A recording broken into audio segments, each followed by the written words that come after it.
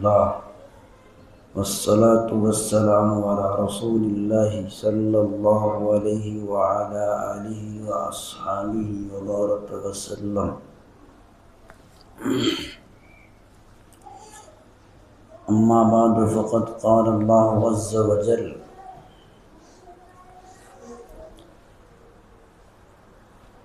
ومن يتق الله يجعل له مخرجا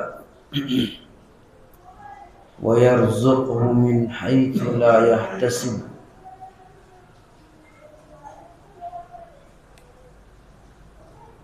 صدق اللہ العظیم. محترم اور معزز دینی بھائیوں، حاضرین گرامی،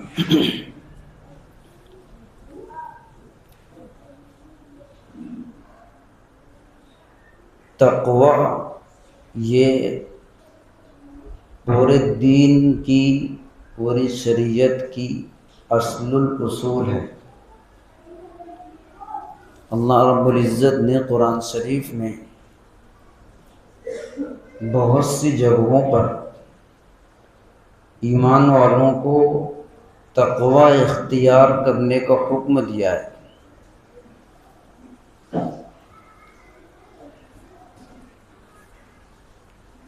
تقوی کا مطلب ہوتا ہے لغوی معنی کے لحاظ سے بچنا اور ڈرنا.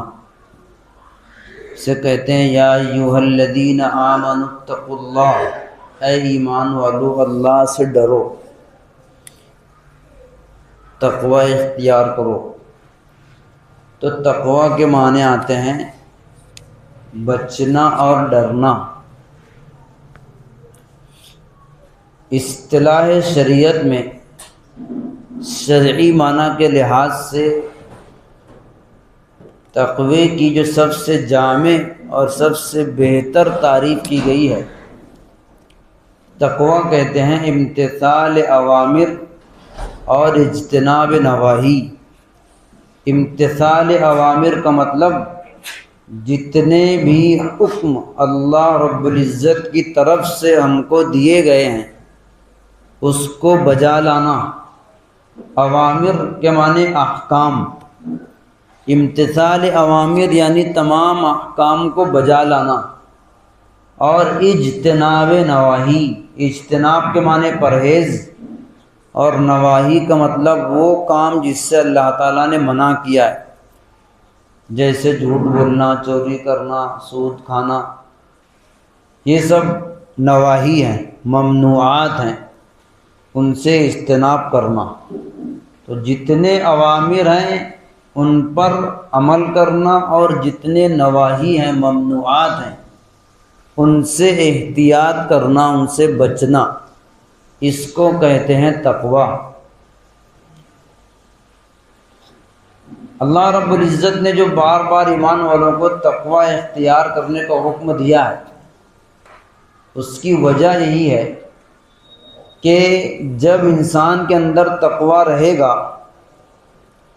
تو وہ خود بخود ناجائز، حرام، مکروہ کاموں سے بچے گا. تقوی کا حاصل اللہ رب العزت کا ڈر. تو جس کے اندر اللہ رب العزت کا ڈر اور خوف رہے گا وہ ہر طرح کے گناہ سے بچے گا. جھوٹ بولنے کے وقت تو اس کو یہ ڈر ہوگا کہ اللہ تعالیٰ دیکھ رہے ہیں. چاہے سامنے والے کو نہیں معلوم سچ اور جھوٹ کیا ہے، لیکن مجھ کو اللہ تعالیٰ دیکھ رہے ہیں. جب آدمی کاروبار میں دھوکہ دینے جائے گا، اگر اس کے اندر تقوی ہوگا تو فوراً یہ ڈر ہوگا کہ اللہ تعالیٰ دیکھ رہے ہیں. نماز پڑھنے میں سستی ہوگی، کاروبار میں ہے، دکان کے اندر بہت زیادہ بھیڑ ہے، آدمی سوچے گا بعد میں نماز پڑھ لیں گے، لیکن جب تقوی ہوگا تو سوچے گا نہیں، نماز زیادہ ہے، میں نماز کے بارے میں قیامت میں سوال ہوگا، میں دکان بند کروں، چلوں پہلے نماز پڑھوں، نماز قضا نہ کروں. تو تقوی جب رہے گا تو وہ ہر نیک کام پر ابھارے گا، ہر برے کام سے روکے گا. تو اللہ رب العزت نے ایمان والوں کو تقوی اختیار کرنے کا حکم دیا ہے. آپ دیکھیے جب نکاح کا خطبہ پڑھا جاتا ہے تو اس کے اندر 3 آیتیں پڑھی جاتی ہے، یا ایھا الذین آمنوا اتقوا اللہ حق تقاتی، اے ایمان والو تقوی اختیار کرو اتنا جتنا تقوی کا حق ہے، ولا تموتن الا وانتم مسلمون، اور تم نہ مرنا مگر اس حال میں کہ تم مسلمان ہو۔ ایک یہ آیت پڑھتے ہیں۔ دوسرے سورہ نساء کی پہلی آیت، یا ایھا الناس اتقوا ربکم الذی خلقکم من نفس واحدہ، اے لوگو اللہ سے ڈرو، تقوی اختیار کرو۔ اور اس کے بعد تیسری آیت پڑھی جاتی ہے، یا ایھا الذین آمنوا اتقوا اللہ وقولوا قولا سدیدا، اے ایمان والو تقوی اختیار کرو اور درست بات کہو، سچ بات کہو۔ یصلح لکم اعمالکم، اس کی برکت سے اللہ تعالیٰ تمہارے اعمال کی اصلاح فرما دیں گے، وَيَغْفِرْ لَكُمْ ذُنُوبَكُمْ، اور تمہارے گناہوں کو معاف کر دیں گے۔ اگر ہم آدمی غور کرے گا کہ یہ نکاح کا موقع ہے اور خوشی کا موقع ہے، تو اس میں بار بار 3 بار ڈرنے کا حکم کیوں دیا جا رہا ہے؟ ہماری عقل کے لحاظ سے تو ڈرنے کا حکم، احتیاط کرنے کا حکم میت کے موقع پر ہونا چاہیے، جب کسی شخص کا انتقال ہو وہاں پر یہ آیت پڑھی جانا چاہیے، اے ایمان والو ڈرو، تقوی اختیار کرو۔ نکاح ایک خوشی کا موقع ہے، لیکن پھر اس میں 3 بار یہ حکم دیا جا رہا ہے، اتقوا اللہ، اتقوا اللہ، اتقوا ربکم، اپنے رب سے ڈرو، اپنے رب سے تقوی اختیار کرو، بچو۔ اس کی وجہ یہی ہے، مفسرین نے لکھا ہے کہ خطبے کی، نکاح کے خطبے کے اندر یہ 3 مرتبہ تقوی کا حکم دیا جاتا ہے۔ یہاں سے اب جو زندگی میاں بیوی کی شروع ہوگی، ابھی تک دونوں کی زندگی تنہا تھی، منفرد تھے دونوں، یہاں سے زندگی کا رخ تبدیل ہوگا۔ مرد کے پاس ایک اجنبی مزاج کی عورت آئے گی، عورت کے پاس اجنبی مزاج کا مرد آئے گا، تو دونوں ایک دوسرے کے حقوق کو سمجھ کر، سیکھ کر کس طرح ادا کریں، اس کے بارے میں ان کو متنبہ کیا جاتا ہے کہ ڈرو، تقوی اختیار کرو۔ اب تم ایسی زندگی میں جا رہے ہو کہ تمہارے سامنے بیوی بھی رہے گی، والدین بھی رہیں گے۔ ابھی تک تو صرف والدین کے حقوق تھے، تب آدمی کے اوپر والدین کے حقوق کو ادا کرنا آسان ہوتا ہے۔ اب تمہارے ساتھ میں ایک عورت اور آ جائے گی، اس کے بھی حقوق ادا کرنا ہے، والدین کے بھی حقوق ادا کرنا ہے، تو تم کہیں بیوی کے حقوق ادا کرتے ہوئے والدین کے حقوق میں حق تلفی نہ کر دو، یا والدین کی طرف جھکا ہو، بیوی کا حق نہ مار دو، تو بار بار اس کو متنبہ کیا جاتا ہے۔ اب اگر ہم آیات کا مطلب سمجھیں، یا پھر نکاح پڑھانے والا ان آیات کا مطلب وہاں پر بیان کر کے بتلائے، تو آدمی کو سمجھ میں آئے گا کہ اس کو تقوی کا حکم کیوں دیا جا رہا ہے، کہ اگر اس کے اندر اللہ رب العزت کا ڈر اور خوف ہوگا تو وہ ظلم نہیں کرے گا، نہ بیوی پر نہ والدین پر۔ اگر اللہ رب العزت کا ڈر خوف نہیں ہوا تو پھر چاہے جس کا خوف دلوا دو، چاہے حکومت کا، چاہے کورٹ کا، چاہے پولیس والوں کا، لیکن آدمی کو جو کرنا وہی کرتا ہے۔ وہ ہر مہینے کھوٹی بھرے گا لیکن ظلم کرے گا، نہیں صحیح سے رہے گا۔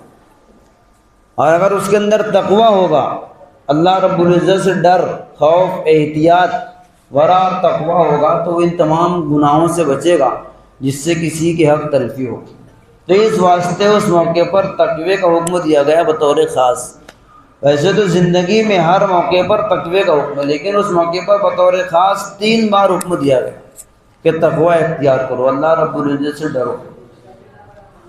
حضرت عمر فاروق رضی اللہ تعالیٰ عنہ سے کسی نے تقوی کا مطلب دریافت کیا تو آپ نے ایک مثال دے کر کے سمجھایا کہ جیسے کوئی شخص کسی ایسے راستے سے گزر رہا ہو اور اس کے دونوں طرف کانٹے کا درخت ہو، ببول کا درخت ہو دونوں طرف، اور صرف آدمی گزر جائے اتنی جگہ وہاں پر سے ہے، تو آدمی بار بار اپنے اس طرف کو بچائے گا تاکہ کانٹے میں نہ لگ جائے، بار بار اس طرف کو بچائے گا، پھر اس طرف کو بچائے گا، بچ بچ کر نکلے گا کہ میرا کپڑا میرا بدن کانٹے سے مس نہ ہو۔